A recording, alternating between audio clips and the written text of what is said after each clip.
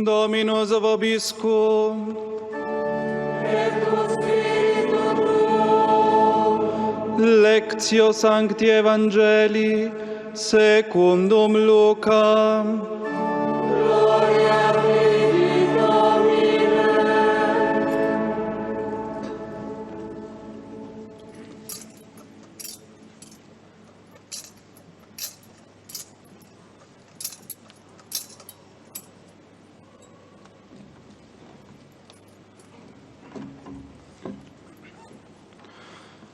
In quei giorni un decreto di Cesare Augusto ordinò che si facesse il censimento di tutta la terra. Questo primo censimento fu fatto quando Quirinio era governatore della Siria. Tutti andavano a farsi censire, ciascuno nella propria città. Anche Giuseppe dalla Galilea, dalla città di Nazaret, salì in Giudea alla città di Davide chiamata Betlemme. Egli apparteneva infatti alla casa e alla famiglia di Davide. Doveva farsi censire insieme a Maria, sua sposa, che era incinta. Mentre si trovavano in quel luogo, si compirono per lei i giorni del parto. Diede alla luce il suo figlio primogenito, lo avvolse in fasce e lo pose in una mangiatoia, perché per loro non c'era posto nell'alloggio. C'erano in quella regione alcuni pastori che, pernottando all'aperto, vegliavano tutta la notte facendo la guardia al loro gregge. Un angelo del Signore si presentò a loro e la gloria del Signore li avvolse di luce. Essi furono presi da grande timore. Ma l'angelo disse loro: non temete, ecco vi annuncio una grande gioia che sarà di tutto il popolo. Oggi nella città di Davide è nato per voi un Salvatore che è Cristo Signore. Questo per voi il segno. Troverete un bambino avvolto in fasce, adagiato in una mangiatoia. E subito apparve con l'angelo una moltitudine dell'esercito celeste che lodava Dio e diceva: Gloria a Dio nel più alto dei cieli e sulla terra pace agli uomini che Egli ama. Verbum Domini. Lausivi Christe.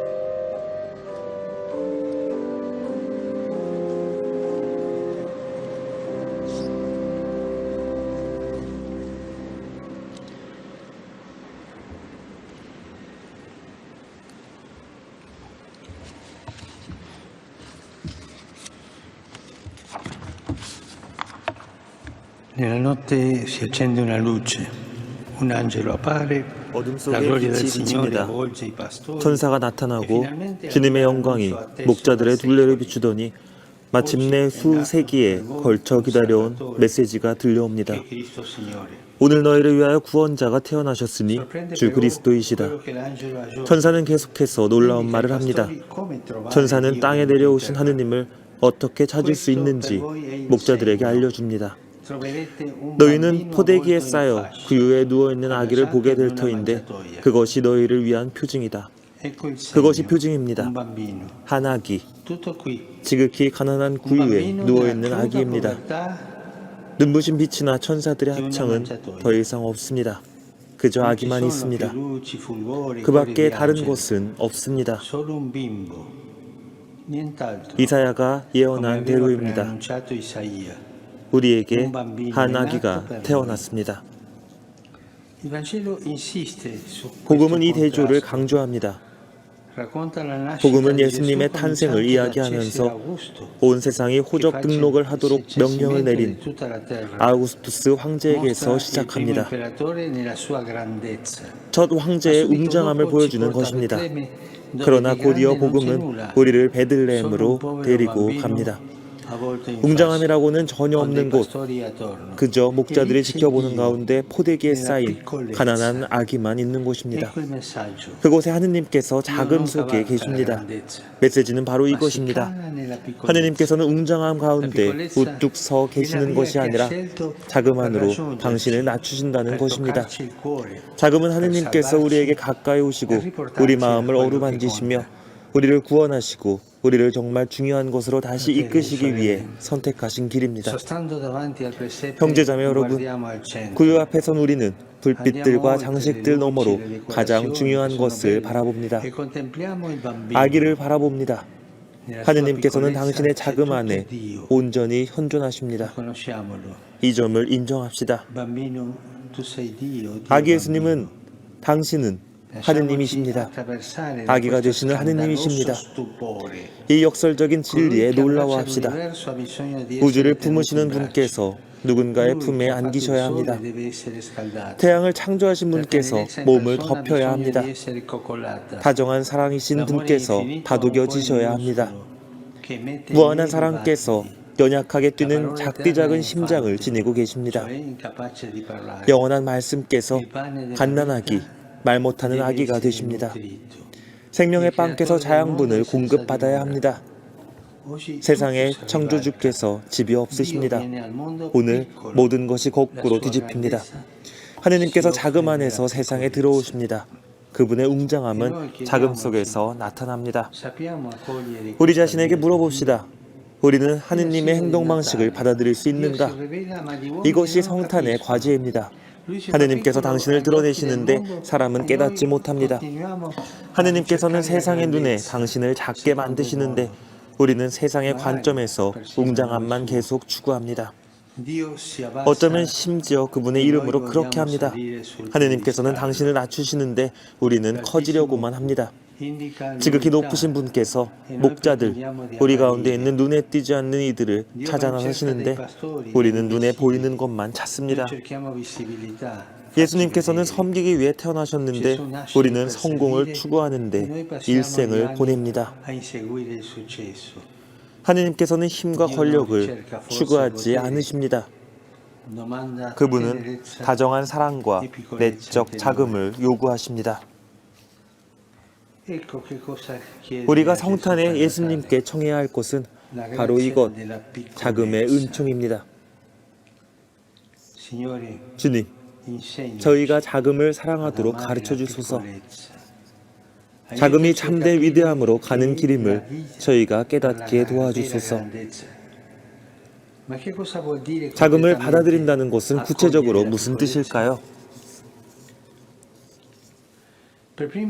우선 그것은 하느님께서 우리 삶의 작은 것들 속으로 오시고자 하신다는 것을 믿는 것입니다.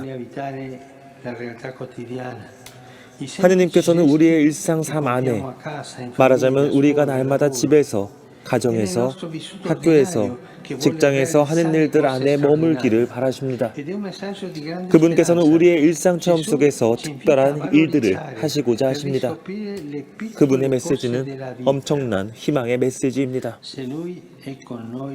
예수님께서는 우리가 삶에서 작은 것들을 재발견하고 그 가치를 깨닫기를 요구하십니다. 그분께서 거기 계신다면 우리는 무엇이 더 필요하겠습니까? 우리 것이 아닌 웅장함을 갈망하기를 그만둡시다. 우리의 불평등과 우울한 얼굴, 절대 채워지지 않는 탐욕을 접어둡시다. 그리고 또 있습니다. 예수님께서는 단지 우리 삶의 작은 것들뿐만 아니라 우리 자신의 자금 안에도 오시고자 하십니다. 나약하고 연약하고 부족하며 어쩌면 엉망진창이라고 느끼는 우리의 체험 속에 오시고자 하십니다.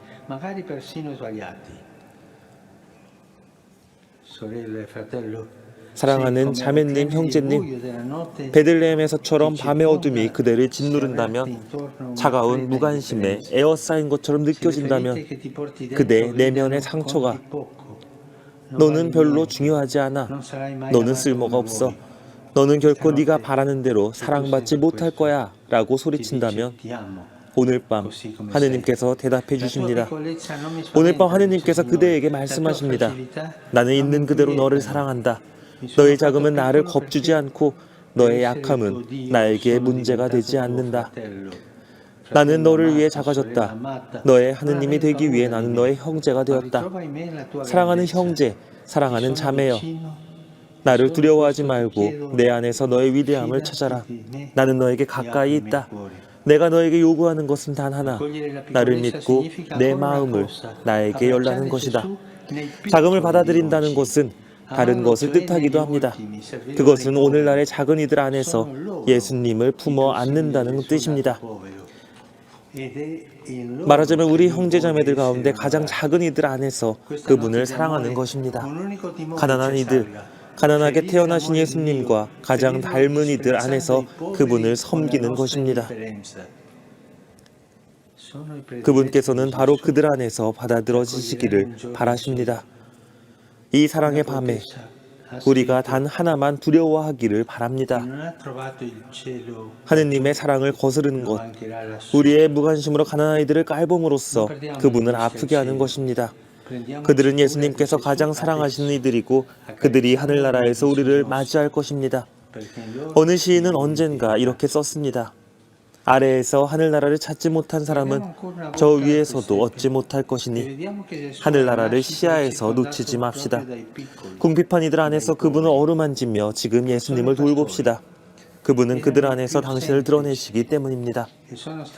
우리는 다시 한번 구유를 바라봅니다. 그리고 예수님께서는 태어나셨을 때 작은 이들, 가난한 이들에 둘러싸여 계신 것을 봅니다. 그들은 누구입니까? 목자들입니다. 그들은 가장 단순한 이들이었고 주님께 가장 가까이 있었습니다. 그들은 들에 살면서 밤에도 양떼를 지키고 있었기에 그분을 찾을 수 있었습니다. 그들은 가난했기 때문에 일을 하기 위해 거기 있었습니다. 그들은 삶의 일과표가 따로 없었습니다. 모든 것이 양떼에 달려 있었습니다. 그들은 자신이 바라는 곳에서 자신이 바라는 방식대로 살 수 없었고 그들이 돌보는 양들의 요구에 따라 살았습니다. 거기서 예수님께서 태어나십니다. 그들 가까운 곳, 변방에 잊힌 이들 가까운 곳입니다.